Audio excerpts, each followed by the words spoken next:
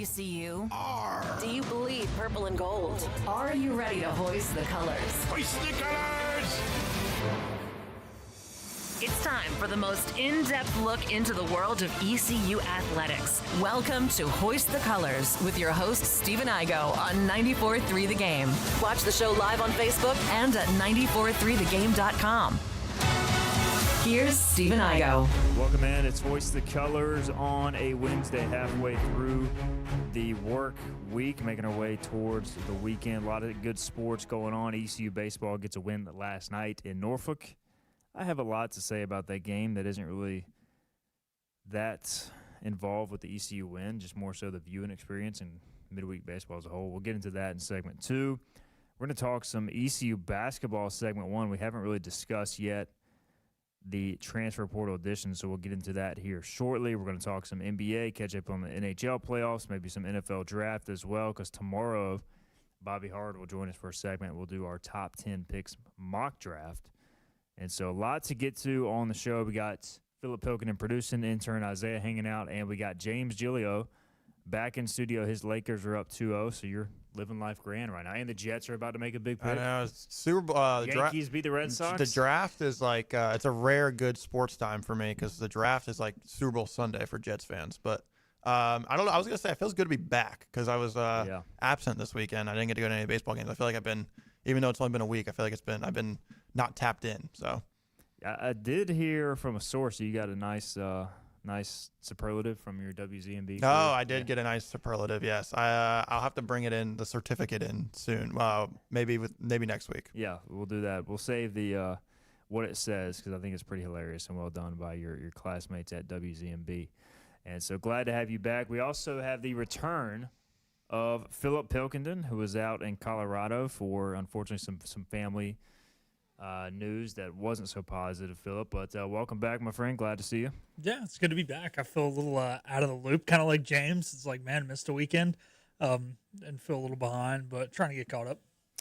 Well, you're doing a good job, and as long as you did some ECU basketball research on April 22nd, then you'll be caught up for today's first segment. So have you been paying attention is what we're about to find out, I guess. Yeah, I paid attention, read the brief write-up when all of them were posted, did a little bit of a deep dive when I got to work this morning. All right, let's just dive right in, gentlemen. ECU basketball is actually doing some pretty good work in the transfer portal. Michael Schwartz makes a few staff changes, brings back Nick Mattson, also brings in Coach Gray from Western Carolina. And they have 4 commitments, and I think all of them are really solid players. Now, I want to preface this by saying, look, ECU is shopping at a lower level than probably the majority of the American.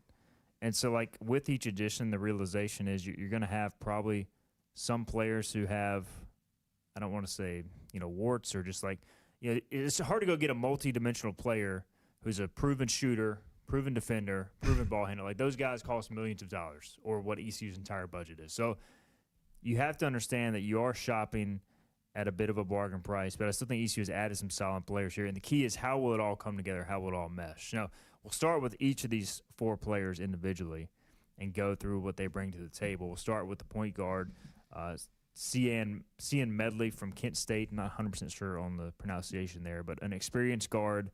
Started his career at St. Louis, played for a 24-win Kent State team last year. Interesting player. He's undersized at 5'11", which is probably the reason he's coming to ECU. And he's not a great shooter, 34.6% from the floor, 32.1% from three-point range last year. So those aren't great shooting numbers, but you look deeper. 212 assists, which was a school record for Kent State. A 2-to-1 assist-to-turnover ratio, 10.5 points per game. Also a solid defender, despite being undersized in terms of getting steals, 44 steals a year ago. So basically just a distribute point guard who can score enough, gets into the lane with dribble drive penetration, makes stuff happen. So, James, your thoughts on this? You get kind of a pure point guard. I do like, for me, that he's coming from a winning program. He's played at the Division I level. You're talking about a 24-win team that made the NIT last year. So, like, some people have compared him to Calker because of the shooting numbers, but I think, to me, he's much more dynamic and, like, he seems to have that dog in him, which I feel like ECU needs. Yeah, just speaking on Medley, I remember asking you guys I guess a couple shows now, what would be like the biggest want, I guess, out of the portal or this portal class. And I guess then all the three of us kind of consensusly agreed that we wanted like a distributing point guard. And that's how you described him to me. And that's kind of what he plays at, or he played like at Kent State, just someone who, not only creates for himself, but creates for his teammates. And I feel like we just didn't really have like that true distributor last year. And big picture wise for the portal, we still do need a shooter. But I do like, you mentioned coming from a winning team. I think, it's no secret that this is a make or break year, I guess you could say, for Mike Schwartz, because there was some, pushback on him coming back this year. So I do like that he's bringing in guys, that are established, I guess. Bryson Blaine, who you didn't mention, but he was Charleston Southern's, I think, best player last year. So you bring in Medley, him, and a couple other guys, bigger guys that have some pedigree, rather than bringing in guys from, JUCO level and, D2 level. So I think I give my props to Mike Schwartz for trying something new. Yeah, going out and getting proven guys and not maybe necessarily guys with potential. And I'm not saying they won't add those guys, because you got to fill still 5 more spots, but they've gone out and gotten guys who have proven they can shoot it. What do you think, Philip? Undersized point guard. But again, if this guy was 6'2", 6'3", and could shoot, he's not coming to ECU. That's just the reality of the situation. Yeah, look, I don't mind being a little undersized. Like you said, you're kind of having to shop at Goodwill and everybody else is, shopping at the department stores sometimes. So, look, man, an undersized point guard, obviously, as long as, you don't want Caleb LeCount size. But, look, this guy has played at a equivalent level, right? James mentioned it there. Like the MAC, yes, it's not quite the conference the American is, but it's still a group of 5 conference, It's a one-bid league whose bid is not the 15 or 16 seed. So he's done it at this level, and I like it. I like that he can do, multiple things, that he can score as well as distribute. And it's very clear that early Coach Schwartz is going after the backcourt here. And I think that's just because there's maybe a little bit longer trickle-down effect when it comes to the front court. But I'm just glad to see us going out there and getting proven D1 guys. I mean, obviously there is one D2 guy in this group. But I've also noticed with this group, Coach Schwartz is sticking to his philosophy, and that philosophy being of blue-collar guys, hard workers. When we're going to get into it here in a second, but a few of these guys are averaging more rebounds a game than you would expect from a guy at their height. And those are the kind of guys that Coach Schwartz likes, because when you fight hard for rebounds, it means you're a good defender, and that's the culture that he has built here. James mentioned Bryson Blaine. He was scheduled to visit Utah and NC State, ended up coming to ECU. My guess is ECU kind of gives him the chance to be a top scoring option, paid him pretty well, and maybe he's more of a secondary guy for those schools. But you're talking about a guy who's a volume scorer, a volume shooter. He scored 42 points in a game this past season at the Citadel. He averaged 17.2 points per game. Shot 40% from the floor, 35% from three-point range. Again, gets up a lot of shots, so I'm curious, is ECU going to give him that much free reign here? Do they try to dial him back in? But he's also a good rebounder, 7.2 rebounds a game, which Philip kind of hit on. And I'm just curious, James, what is he going to be like the number one scoring option? Because I would like for this guy, I would like for them to get a more efficient number one scoring option, but I do like at least if he gets hot, he can clearly fill it up. Yeah, it looks like Mike Schwartz is going for maybe filling in that Jordan Riley, RJ Felton kind of role where they need like that primary guy. We're like, hey, we need a bucket. Go down and get us a bucket. And it seems like Bryson Blaine's that guy. And another thing you didn't mention, which I really like about him, is his height. 6'5", 205. He's a big guy.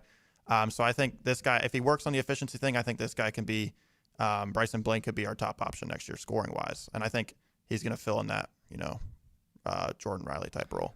Last year at ECU, Charleston Southern won that game. That is true. 23 points, 12 rebounds. So. Yeah, it's not the Yaxo Lindenborg that we needed to bring in after he beat us, but it's something. No doubt. The D2 transfer, is Jordan Buchanan, who comes from, actually, if you're unfamiliar with D2 basketball, which I assume most people are, California University of Pennsylvania. They are actually one of the better D2 programs. Where are they located? In Pennsylvania. Okay. The Vulcans, 6'5", another bigger guard, 175, and here's the thing he brings to the table, three-point shooting. What?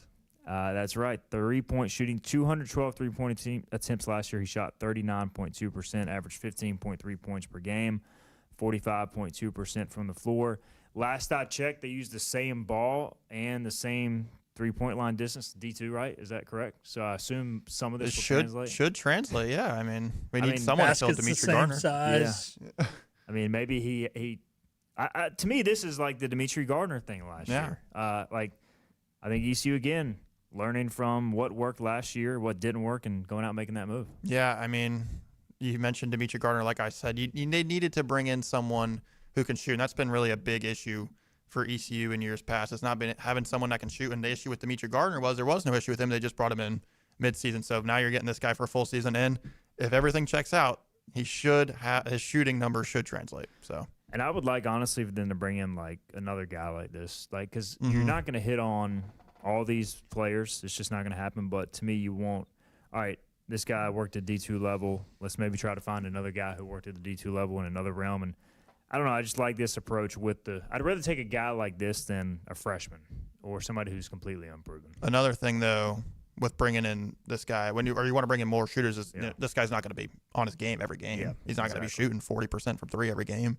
Yeah, no doubt. Phil's going to say something. My big thing with this, though, JUCO's different than D2, but still they're both different than D1. I do not want us to roll the ball out there the first week of November and this guy be in the starting lineup. I think just like Corey Cocker, it's going to take some time. It takes some time when you move to a faster, more physical, more competitive brand of basketball. I think if he can go out there and be your 8th man, be your 9th man, come off the bench, hit some threes, swing the momentum to start, and just kind of slowly whittle him into the speed of Division I big boy college basketball. And then, hey, maybe, come early in conference play, midway through conference play, he's proven that he can adapt and can earn more playing time. But this is one of those guys, they say when you're a college athlete, the second you step on campus, they're trying to over-recruit you. I like this guy, but we need to go out there and try and over-recruit somebody like this, because I do not want a guy who's never played a Division I basketball game to be the guy that we're asking to play 33 minutes a game in mid-November. And I think we'll get to the projected starting lineup in a minute, I think he would come off the bench as currently constructed, but we'll save that discussion for a minute. All right, this next and last commitment thus far, and they are close on a few more we can talk about. We can talk about some of the other guys that they're recruiting here shortly. But the guy they got yesterday, Caden Cooper from Louisiana Tech, is honestly my favorite addition. Now, he is not a shooter, but I just like my team to have a guy that is an insane athlete and a lockdown defender. And this is what Caden Cooper is. He started his career 4-star at Oklahoma, played a little bit there, 15 games as a freshman, went to La Tech. Basically, the last 2 years, he's averaged 10 points a game, 8 rebounds a game, 6'6" wing. Beyond the Portal tweeted this out, and I don't really know what this is, but at least it sounds good. A great pickup for ECU. Cooper grades out as the best defensive wing in the country, according to our metrics. Strong rim presence and athlete, Cooper will be a difference maker for the Pirates. Their model has him as a mid-major starter / high-major rotation player, as he's likely to slot in ECU's lineup easily. They had his market production value at $280,000 to $416,000. So I don't know how much ECU ended up paying for him, but defensive rating A+, rim impact 82, B+. So not going to be a shooter. Can knock down some threes. I think around 30%. So it's like he can make one occasionally.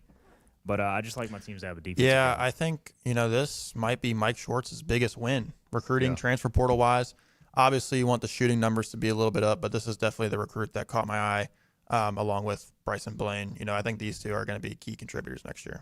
I think in this day in college basketball, you've got to have a lockdown defender to defend what usually is a very athletic wing. And if this guy can be that guy, as long as he's not an offensive liability where you feel like you're playing 4-on-5, you're in a really good spot. And if you look around the country at the really, really good teams, their best defenders do fit that 6'5", 6'6" mold. Usually it's not a guard and it's not a big guy. So it's somebody who can kind of play guard guys bigger than them because they're quicker, maybe guard guys smaller than them because they're a little bigger. So this guy could be the focal point of how well this team is, how good this team is.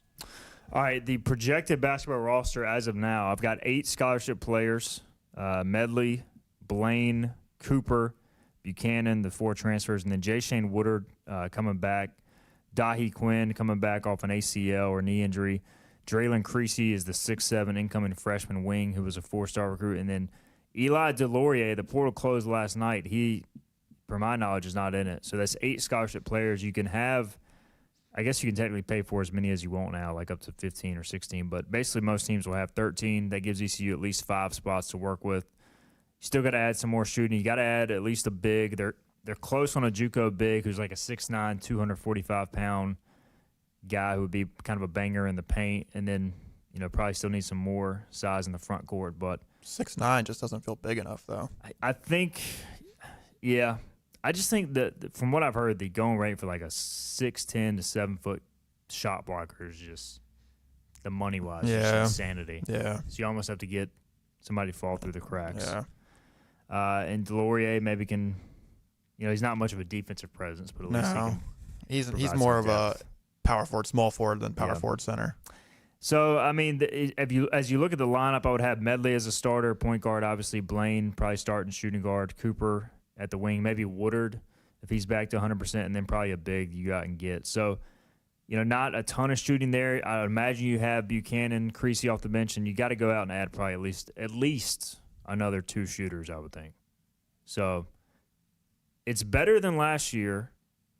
I just think they still need to add more. Yeah, I mean, well, we don't know if it's better than last year because you don't know how these guys are going to translate. Because you hope they're better than last year. Last year, I was like, this team's not going to be good. And they had injuries. You think so? Yeah, because I remember coming into last year thinking it was, I was pretty low on the roster build last year. Yeah. Hey, Kaysen came on here and said 11 wins. He caught it from the get-go before Well, injuries. I remember, like, around this time last year, there was, like, people tweeting, like, I'm excited for ECU basketball next year. I guess it was just optimism. They were coming off a solid year, so yeah. Yeah.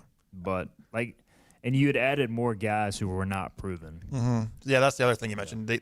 Most of these guys are bringing in outside of, Buchanan from the D2 level and the mystery center big we're looking at in the JUCO. These are established guys. These are guys with pedigree, and I think that's something that Mike Short, the approach, they've changed the approach from last year.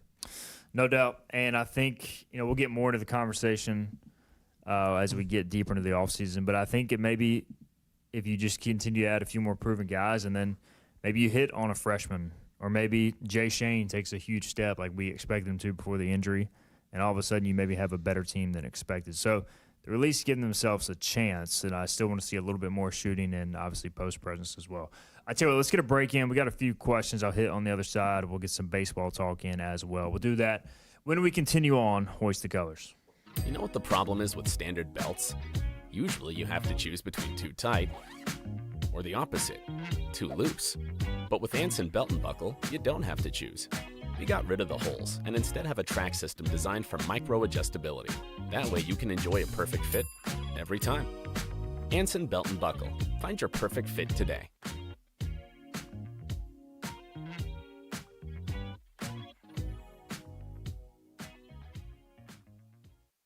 Healthwise Pharmacy rounds the bases with all of your infusion, retail, compounding, and medical equipment needs. Locally owned and operated by pharmacist Marcy Parker, Healthwise has grown to be your most trusted provider for infusion services. Currently providing in-home or on-site infusions in North Carolina, South Carolina, and Virginia. Visit Healthwise Pharmacy at 615B South Memorial Drive or call 252-295-0059 to speak to a patient service representative to find the option that best suits your needs. The best burgers around. Everyone loves a thick, juicy, and fresh burger. Tiebreakers does real burgers better than anybody. And don't forget about the cheese sticks, fresh salads, and more. So don't just go to any burger-themed restaurant chain. It's time to break the chain and eat local. Tiebreakers, burgers and sports at its best. Go Pirates! Arrgh! In this age of globalization, we've learned that bigger isn't always better. Ever tried to get phone help from a big corporation from a real person? Right. That's what's so nice about Phelps Chevrolet. After more than 50 years serving our community, Phelps remains family-owned and operated. Mike, Daryl, Wave, West, Alan, and Clay deliver hometown service and integrity, same as always. They share your experience, they share your values, and they are ready to help with any motoring need. Come get you one.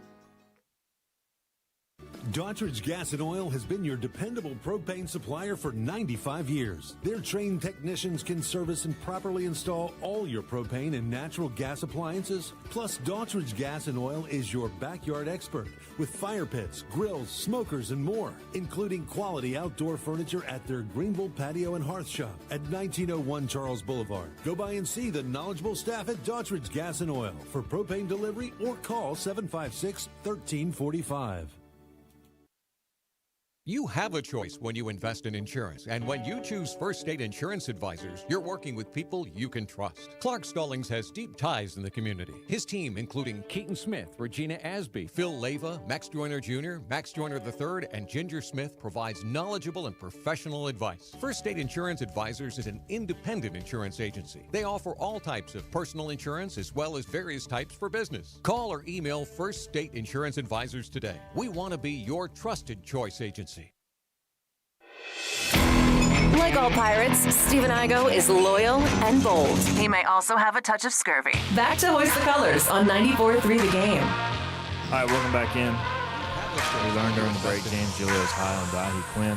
Super high. And that also, Philip Pilkinen says the Pirates are 3 players away from having a solid team. So record-wise. Yeah. So we'll see what transpires. Cameron says, any idea what non-conference will be like for basketball next year? We're still trying to build a tougher schedule than in the past. You do have UNCW coming here, return game. Richmond coming here, return game. Pirates will go to App State and UNCG. So I know that just based off the contracts. Outside of that, I don't know. Did you mention what? Yeah, you did mention Wilmington. Yeah. I feel like there's one more.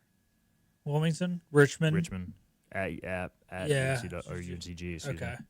All right. Yeah, you're right. Maybe there is probably a tournament somewhere. So I mean, like the schedule at least will be solid. I'm sure there'll be some teams that ECU shouldn't lose to in there as well. But that's the difference this year. Please win those games. A lot of comments about basketball. Kenny says, I want to see a team that can run the floor, hit threes, and put a bunch of points on the scoreboard. We need excitement to get fans to come. I mean, I don't disagree, Kenny. I do think if you try to play that style and you don't have the personnel for it, you're going to be a bad basketball team. So you just got to play to your strengths. I do think with Medley at point guard, they can do some of that.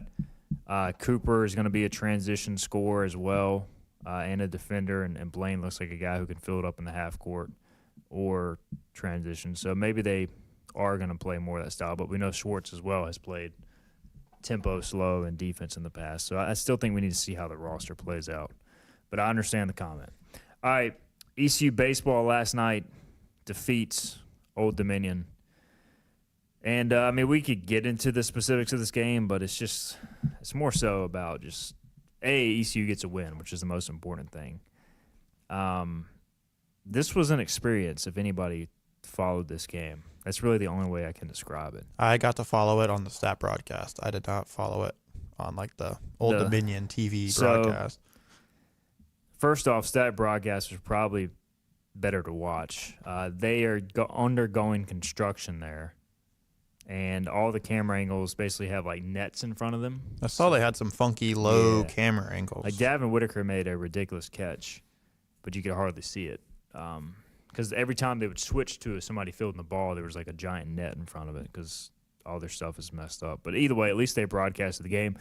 The play-by-play announcer didn't understand half of what was going on, and he misread the score, partly because stat broadcast broke when Alex Boucher, who was the DH, went into pitch, was taken out of the game, and was able to stay in as DH and hit and got a hit. Couldn't compute? Yeah, the stat broadcast couldn't handle it.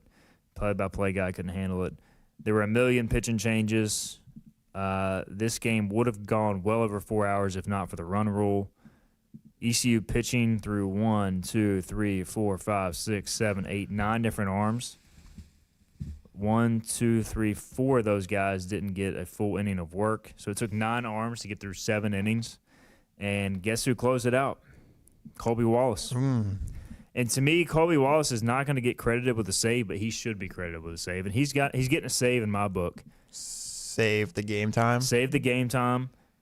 And I think if he would not have been able to get the final outs, the only arm they had left, according to Cliff Godwin, was Dawson Neal that was available. So, yeah, Colby Wallace makes his first pitching appearance of the year. Jackson DiLorenzo struggling to throw strikes. Cliff comes out, takes him out, puts in Colby Wallace. The play-by-play guy didn't understand what was going on. He had no idea that Colby Wallace was a two-way guy. He was like, the Pirates are putting in their third baseman to pitch. I can't believe this. And he does get out of a bases-loaded jam to keep it 19-9. ECU wins by 10. So one of the big takeaways for me, Austin Irby, 3 hits. Used the middle of the field twice on singles. And you had every player in the starting lineup get multiple hits except Matt Lashley. So good offensive day, James. My big takeaway from the game was Old Dominion's bad, right? They are there's no way around it. They're a lot bad. of errors too. They're bad. But I think we can use this as I saw this coming into it as a get right game for our guys, especially at the plate. So Irby got some hits. Burris, who has been slumping recently, got some hits. I take this as a get-right game going into South Florida this weekend. I'm hoping so. Definitely, Irby, just hopefully confidence-wise, she just gets him going. I want to see him. We just said Old Dominion's bad, but I want to see him, translate this to a, actual opponent and not in garbage time, because that's where I feel like a lot of his hits have been coming from, is bad opponents and, games that are already decided. He said post-game with Coach O on 94.3 The Game that they have been working on a lot of stuff off the field, and he just feels like it's starting to finally click. And, look, man, he's been going through it. But we know he's done it in the past as far as deliver, so it's not like he's not capable of it, and hopefully this is the turning point. All right, some comments here from the chat. Scott Lorbatcher says it was like watching a toddler's point of view who was sitting behind a home plate as far as the broadcast. He said the play-by-play guy had some extended yawns. And, look, I'm not even going to be critical of that. I had several extended yawns watching this game. You just weren't mic'd up. Yeah, exactly. So, and he was solo play-by-play guy, no color analyst. Yeah, that's always tough. That's tough. Tough for sure. ODU's defense was bad. So I saw the 4 errors in one inning. Yeah. Like, that's when I was like, okay. Is that how we scored 8 in an inning? Was that from errors, or was it a different inning? It was initially 4 errors. They did change one of them, I think, to a fielder's choice or something, but it ended up being 7 or 8 hits, 3 errors in that 8-run inning. The other big thing of this game, ECU had 18 hits, 17 singles. Efficiency. This was like the death by 1,000 cuts game. Like, it was just like ground ball through the left side, ground ball through the right side, ground ball trickles through the middle. I mean, you didn't have a ton of hard hit balls that were like absolutely barreled, but ECU kept moving the baseball, and it was a cold night, and ODU, I guess, didn't feel like playing defense. Scott Lorbatcher also adds that Braden Burris had a 1 ERA in high school, so maybe he could have pitched. Spencer Scott says needed Colby to come in and throw strikes, otherwise we're still in Norfolk playing as we speak. I wouldn't doubt it. Would have been kind of cool to see Braden pitch, so that would have been maybe the one highlight. Spencer Scott says, quote, "You don't normally see a position player with more than 1 pitch," is what the play-by-play announcer said about Colby Wallace. So he thought the third baseman just came in throwing sliders and stuff. Oh, man. Got to do some research. It is a weird situation. Yeah. We got Boucher and Colby Wallace who play all these positions. I mean, Burris plays a bunch of different positions too. There was also the score bug malfunction. It had the score wrong, and then it would just start like going like middle of the at bat. It would just start like flipping through how many people were on base, what the counts were. It was at the top of the inning. It was in the 6th inning when they were in the 7th. It was just an experience. This should show us that we don't appreciate our 100% our TV broadcast enough. I did want to say that, so I'm glad you said that, because ECU's broadcast is first class, and we get spoiled. Our guys do a great job. So it's just, look, baseball is such a weird sport. ODU hit 3 home runs, as Spencer Scott points out, and they lose by 10. ECU has 17 singles and wins by 10. Wins by 10. Yeah, it's weird sport. Terry Long says, what has happened to Charlie Hoagland? First off, he was not helped. I don't know if they called the Colby Wallace play an error or not, but there were 2 plays behind him that were not made, and then it's clear his confidence is waning. He has struggled for sure when it comes to pitching the last few times, because I thought earlier this year he was going to be a reliable arm. I mean, we're just getting to the point, guys, where ECU's pitching is just so thin that, you know Ethan Norby, Joseph Webb, and Sean Jenkins are going to deliver, and like probably Luke Payne to an extent, Ethan Rose when he's good. But outside of that, I mean, there's a reason we're throwing Alex Boucher and Colby Wallace right now. I think Ryan Towers is another name you didn't mention. Right. I know Ryan Towers had a rough week last week with State, and then the Sunday Wichita State, which he didn't even play that bad. It was when he got taken out. It started to unravel in that Wichita State game. But I would throw Ryan Towers, someone who's been a little bit more reliable down the stretch. I agree. You know, you take away and you can't, but the UTSA and State games, he's been pretty money. So, like, I do think he's probably in that top 6-7 arm range, but outside of that, it's a major drop-off. And Moran did start last night. He was frustrated with what was a pretty tight strike zone, by the way, which, look, I'm all for a good strike zone in college baseball, but maybe in these midweek games we have a little bit of leniency. He was frustrated with that. Coming off shoulder soreness, went 1 2/3, gave up a couple hits. It was good to see him, though. Yeah, because they're going to need him to give you something. So, Argue Ready in the chat says, was Lashley the only player without a hit? He was. He did hit the ball hard a couple times, but did not. He did have a web gem in the field at shortstop, and then also Whitaker had one. So, look, ECU gets it done on the road, and we move on. I think that's my biggest thing from this game. And I was thinking about each and every one of you at the ballpark last night. Looked cold, looked long, but we made it through. And thank you, Colby Wallace. So, I don't really have anything else to add on this game. Get right game. Gotta beat South. Gotta 2-1 South Florida. It's gotta win the series this weekend. South Florida, a weird team, top 60 in RPI, and I saw they were similar record to Wichita State. Good metrics, but I think they've lost 4 of their 5 conference series.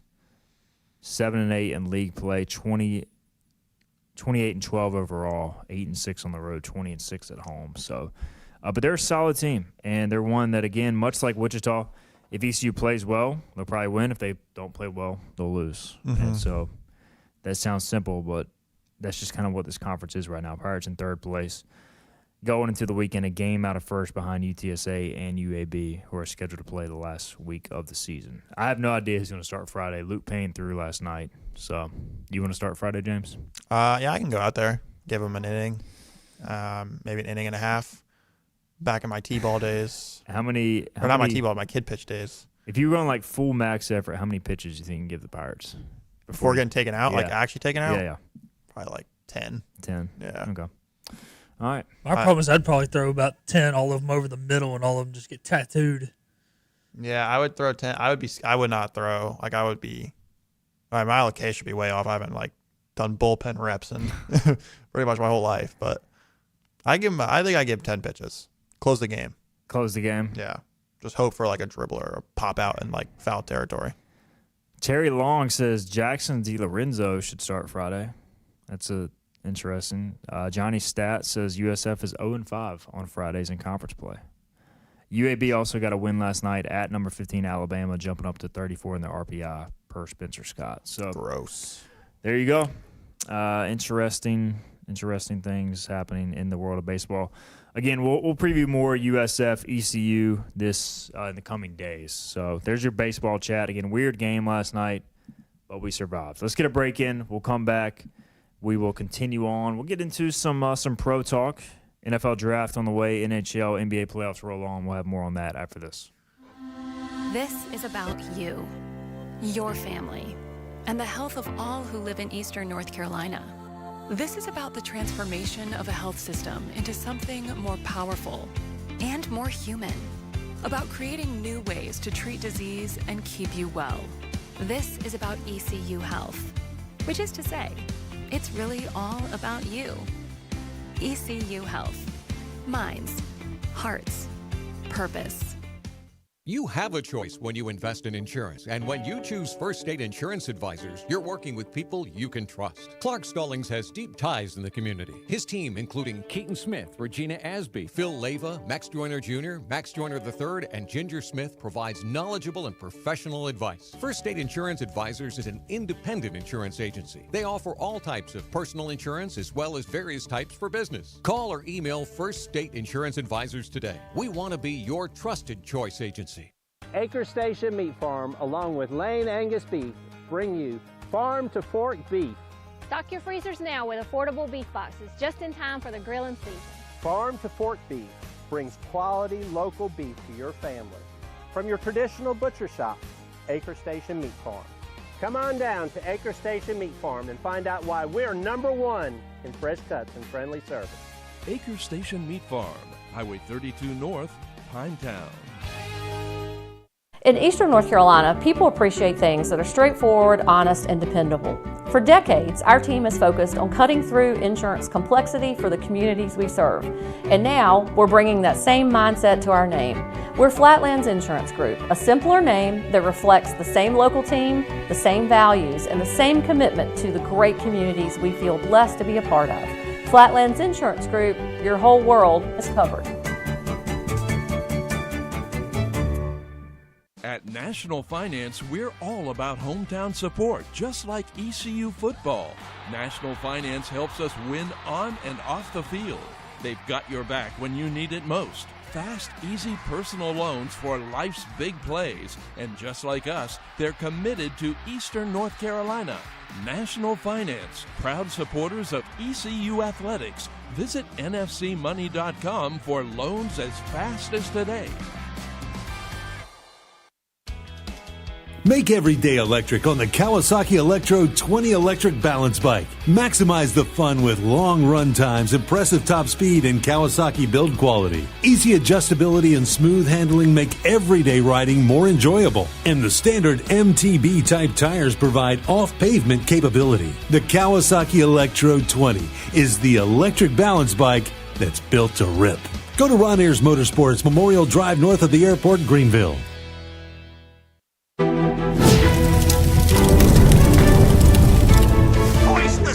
Climb aboard as we set sail and hoist the colors. Ahoy, me hearties. Back to Steve and I go on 94.3 The Game. All right, welcome back in. Hoist the Colors, third segment on the way. We're going to talk some NBA.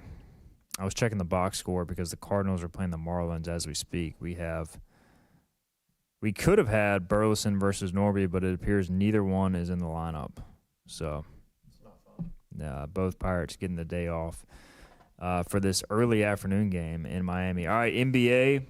I stayed up for the Nuggets game a couple nights ago. Last night I did not stay up for Lakers-Rockets. It was a crazy day in the NBA playoffs as the Spurs and Celtics were both double-digit favorites at home, and they each lost game 2. Sixers, Maxey, and Edgecombe went bonkers. They beat the Celtics, who I think, again, shot just an inordinate amount of threes. Yeah, 13 of 50 from three-point range. 13 of 50. And when they're not on, those are the games they lose. Man. If you look at the games the Celtics have lost in the playoffs in the last 2, 3, 4 years, all poor shooting nights, like from three. Yeah. Where they shoot like 50, 60 threes, and they make 10 of them. It's insane. 53-point attempts. And then the Blazers win in San Antonio. Wemby goes out with a pretty nasty-looking concussion, 106-103 as Portland evens that series. San Antonio, the few times I've watched them this year against Denver and now the playoffs, they do not look comfortable at all in clutch time. Obviously, they blew a lot of teams out in the regular season. Any close game, they have not looked comfortable, James. So I think that's the youth catching up to them in experience, and that's why, Lakers beating the Rockets is great, but we don't get to play the Spurs in round 2. So, are the Lakers going to win this thing in 4 or 5 games? Not 4 or 5.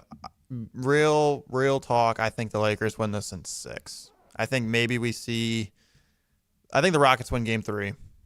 And I think the Lakers will win game 4, but I think the Rockets respond. I think they're going to have some random spark game where they are feeling it in L.A., and then it's 3-2, and then the Lakers close them out in 6. Speaking of poor shooting, Rockets go 7 of 29, 24% from three-point range. So not good there. Philip, are you concerned at all about your Celtics? Nah, I don't think so. I thought last night, I didn't get to watch a lot of it just because being on flights and, American doesn't have Peacock because, they can't put the game on a normal freaking channel. But, when you try and double team a player when you've already got the best defense in the league and you leave VJ Edgecombe wide open, like bad things are going to happen. So I think they're going to learn from their mistakes. Dom and I were talking at halftime. He brought up a good point. It seems like it's always game 2 that Boston just kind of lays an egg. So I think Boston will be fine. I mean, they should win this series. I was talking to Mark Miller, who's a Sixers fan. He's from Philly, and he pretty much said he's like, I hope it stays close, hope it stays competitive, but he thinks Boston still got it. At least you do have, like, usually these first round series just go pretty chalky, and I feel like the Magic going up 1-0 in Detroit, that game 2 tonight, I expect OKC to sweep, or at the least gentlemen sweep Phoenix, but I feel like there's a little more intrigue with some of these round 1 series, James. It does kind of feel like that right now.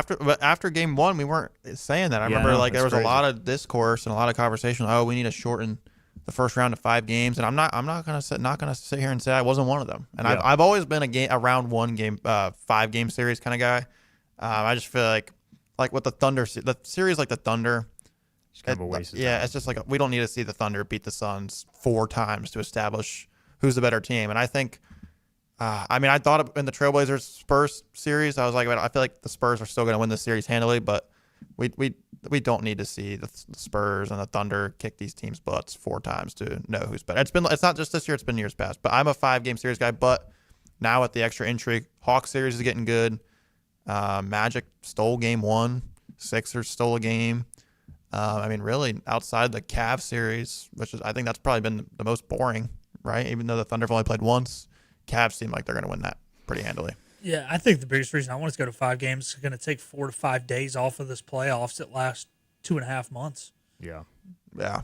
Yeah, it's way too long. The two travel days is what gets it for me. I hate the double travel day. MLB does it right. They play every day, but in the playoffs they play the back-to-back, and then they do 1 travel day in between. Do a double travel day maybe between games 4 and 5. You're halfway through the series. We go 1 day off the full way, and then maybe 2 days off between game 4 and 5, and maybe 2 days off between game 6 and 7. This is not just an NBA thing; it's NHL too. Because the Hurricanes, the Hurricanes, I feel like played 3 days ago, and they don't play until tomorrow. Yeah, like the Nuggets played Monday night, the Hurricanes played Monday night. Neither of those teams play again until Thursday. So it's like it seems a little. I get it. Like again, you are dragging traveling, it out, but 3 days between games seems like a little much. Well, there's been a couple teams that they'll get double day off between game 1 and game 2.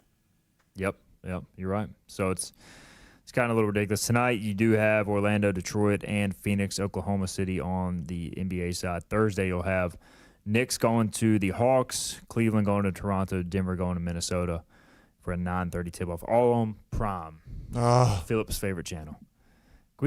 I guess we could talk more about the announcement later because we don't have time, but I feel like the announcers for some of these NBA playoff games are bad. And NHL, by the way. Peacock has done – I honestly noticed that. Yeah. Peacock, I feel like, has a good lineup of top guys. Tirico last night was on San Antonio, so that was good. And Prime has Eagle and Kevin Harlan. But outside of those, their top guys, there is a major fault. I had no idea who was commentating the Lakers game yesterday. I know Grant Hill was the color commentator, play-by-play guy. No idea who it was. Well, and the thing is, though, is you watch the NCAA tournament, and there's 8 venues the first weekend, and it's all solid announce teams. CBS doesn't have 8 full-time announce teams. So they're pulling these guys from some random place. And if they can do it, tree. Yeah, that's true. But how much are you watching college basketball on TBS and TNT though? I know they do pull some NBA guys over, but my point is, if college basketball can do it right with 8 venues, 100%. Why the heck can't hockey and basketball do it with the same amount, 8 venues? And where is Sean McDonough for NHL? I feel like I haven't heard him at all in the first round. He's done it. Well, that's the other problem. So sometimes these games, it's like game 1's on ESPN and game 2's on a different, so it doesn't even stay on the same network. So guys are not calling consecutive games. That's the other problem. Oh my God! Don't even get me started on that. That has been one of my biggest sport pet peeves for the longest time, is when series change broadcast in the series. You need the same announce team because they've already spoke with the coaches. They watched every single second of the previous game. No, this is just stupid. Scott Lorbatcher in the chat says TV ruins everything, and I can't really disagree. TV everything but Major League Baseball, baby, because they do keep them on the same network.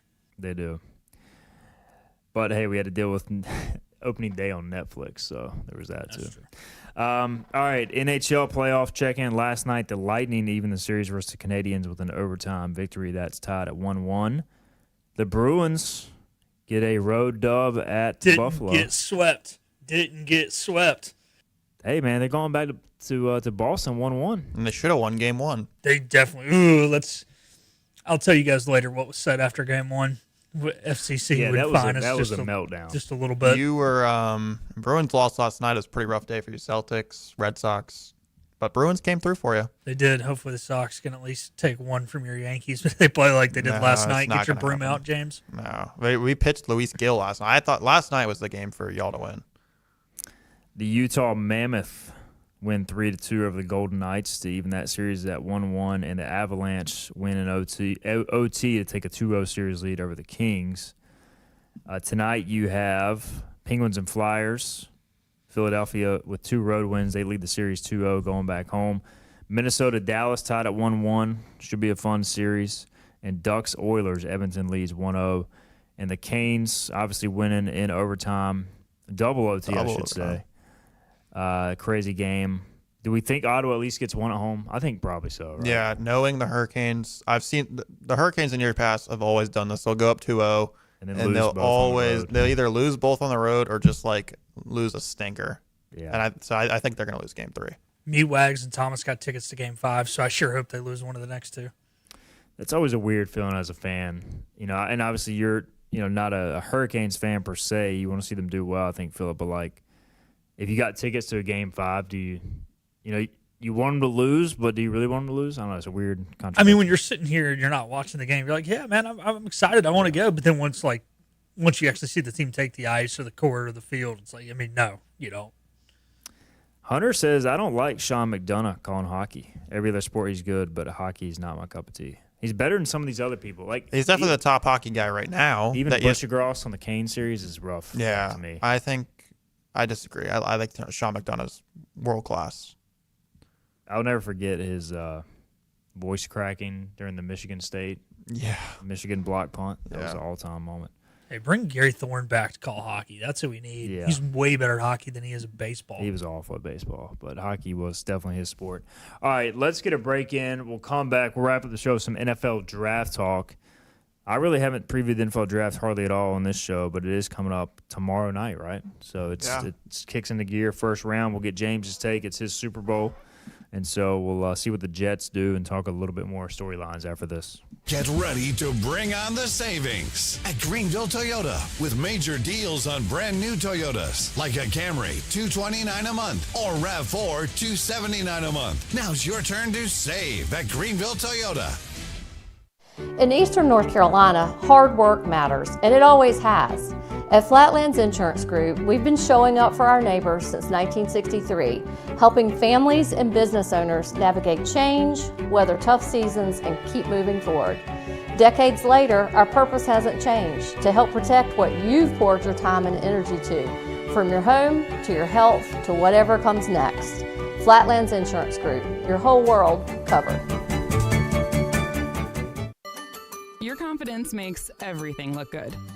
You see the world in vivid color, not black and white. Swing through your neighborhood Fantastic Sam's Cut in Color and let our experienced stylists take you from everyday to extraordinary. Fantastic Sam's hair salons are locally owned and operated. Our full-service salons are conveniently located in Goldsboro, Kinston, Greenville, New Bern, Jacksonville, and Calabash. Stop in today at Fantastic Sam's, where the possibilities are endless. At National Finance, we're all about hometown support, just like ECU football. National Finance helps us win on and off the field. They've got your back when you need it most. Fast, easy personal loans for life's big plays. And just like us, they're committed to Eastern North Carolina. National Finance, proud supporters of ECU athletics. Visit nfcmoney.com for loans as fast as today. Your future is full of possibilities, and Pitt Community College can help you explore every option. You can earn a degree, learn a trade, transfer to a university, or launch a new career. We offer the support you need to succeed with flexible schedules, affordable tuition, and programs designed for the real world. Your path, your future, your college. Pitt Community College. Register now. Bring on the savings with new Toyotas from $159 a month at Greenville Toyota. Get huge discounts like Corolla's $159 a month or Tacoma's $249 a month. Save today at Greenville Toyota, where our volume saves you money. Visit Larry's Steakhouse for a tender, hand-cut certified Angus ribeye. Other entrees include perfectly seasoned pork chops, chicken, or seafood favorites like shrimp, tuna, and salmon. Complement your meal with Larry's fresh 20-plus item salad bar, or enjoy it as an all-you-can-eat entree. Daily rotating favorites include meatloaf, chicken pastry, hamburger steak, spaghetti, pork chops, and more, all complemented with your favorite country sides. Whether it's for lunch, dinner, or our Sunday brunch, remember to support and eat local. Larry's Steakhouse. Every ECU fan's one stop for all things ECU athletics. This is Hoist the Colors with Stephen Igo on 94.3 The Game. All right, welcome back in. Hoist the Colors. Super Bowl is here for James Giglio. The Jets pick 2nd and 16th and 2 second-rounders, you said? 4 in the top 50. 4 in the top 50 for the New York Jets. So James Giglio with us, Philip Pilkington. As a Denver Broncos fan personally, who traded out of the first round to get Jalen Waddle, I don't really care about this first-round draft. Denver doesn't pick till 62. So I'm kind of out on it. We are still going to project the top 10 picks tomorrow on the show with Bobby Harvard and Philip and I, but I know you're excited, James. So what are you most looking forward to with your team? So the Jets, pick 2. We do need defense. We traded, pretty much sold all our best defensive players last year around the trade deadline. I like Arvell Reese, linebacker, Ohio State. Kind of feels like they're going to take David Bailey, the edge from Texas Tech. I don't mind either. I would prefer, if I had a preference, I would prefer Reese. But reality is kind of setting in that it might be David Bailey. Now, pick 16 is where it really gets fun. They desperately need to take a wide receiver. Mekhi Lemon from USC, my preference. Could live with Jordan Tyson. Outside of those two, I think there's a little bit of a fall off in the wide receiver class for this draft. So I would prefer one of those two at 16, but it definitely seems like they're going to take a wide receiver. This draft from Peter Schrager has David Bailey at 2 and Mekhi Lemon at 16.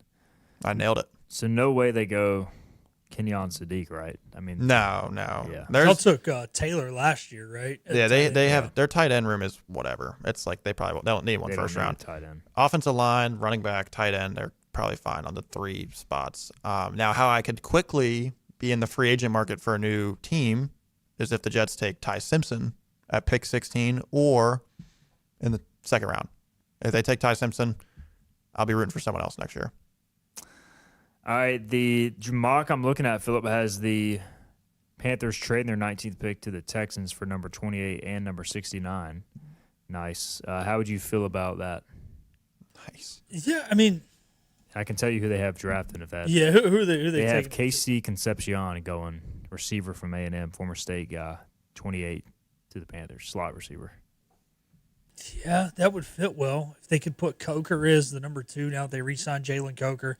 Obviously, Tetch, your all-around number 1. I mean, I don't hate that because kind of like what James was saying there, there's kind of 2 guys that profile as those mid-first-round picks, neither of which will fall to 19 to the Carolina Panthers. However, if Sadiq, the tight end from Oregon's there, I would not like to trade down. So I think, how I feel about the trade depends on who's there and who's not there at that time. There's some safeties going around that time that I think could be good for Carolina. So still need to improve the back end of the defense a lot. This mock does have Sadiq going to the Rams at 17 before the Panthers. So I think it would kind of fit your criteria. It feels like this is, all drafts, it's fluid going in, but it feels like this is after the first couple of picks, like really wide open on the directions it could go as far as some of these. Like I've seen Jeremiah Love slotted as high as 3 to the Cardinals and like further down the draft. So. Yeah, and also another thing with the NFL draft, and I feel like this has really happened within the last, couple years, and Philip, you can attest this, a lot of trades in the top 10. Like I feel like there's been a lot more trades, not just the top 10, the top 5. Like I feel like the last couple years been a lot of teams jumping into the top 5 that weren't exactly expected to, going into the draft. Yeah, it was either last year or the year before. It was like the one exception to it because there was like no trades for the first like 18 picks. But to your point, it seems like every other year there's been a lot. And it's not like it's been these blockbuster crazy deals. It's just been teams moving up 2 spots to jump teams, right? A team moving from 7 to 5 or 7 to 4, a team moving from 13 up to 9 or 10. So, and a lot of it is getting big-time edge rushers or big-time offensive linemen they've been traded for. Historically, you trade for quarterbacks, but it seems like the line has been traded for a lot. You have a bone to pick with the NFL draft before we get out of here? You know, Philip kind of calmed me down on it a little bit, but I don't like that there's so much time in between picks. Yeah. I mean, it still takes way too long. Even if it makes way too long. I'm not even trying to sound like some old guy because I can stay up late, but I just hate, like, I feel like the Jets at 16, like the draft starts at 8? I feel like I'm not going to see that pick till 10:30. I think I think you'd be all right this year. 2 years ago, 3 years ago, you wouldn't see that pick till 10:30, hell, maybe 11 o'clock. But you see it by 9. And that's only halfway through the draft. I think you see it by 9:40. Look, when you get to the MLB draft, it's more pick, but like by the time they get to like rounds 5, it's like a minute for every pick. Like, why can't we do some of that? It doesn't need to be that long. And they do speed it up. Yeah, but it is a long, drawn out process. With the teams know they're going to pick and they're going to. And they got to show the ESPN has to show like the highlight reel and whatever else in between picks. Like, come on, it's a lot. Made for TV event, baby. Made for TV. TV ruins everything. Scott Lure-Batcher said it. All right, let's get out of here. We're out of time. James, appreciate you. You can find him in Clark LeClaire Friday, Saturday. He'll be covering for Hoist the Colors. I may be there as well. Philip, appreciate you. Intern Isaiah, thanks as always, too, for helping out behind the scenes. We got to get out of here. We'll be back tomorrow, Thursday, 12 noon. We'll have Dylan Johnson in studio, ECU baseball play-by-play voice, and we'll be joined by Bobby Harward for a segment to mock the first 10 picks of the NFL draft. We'll see you then on draft day. This has been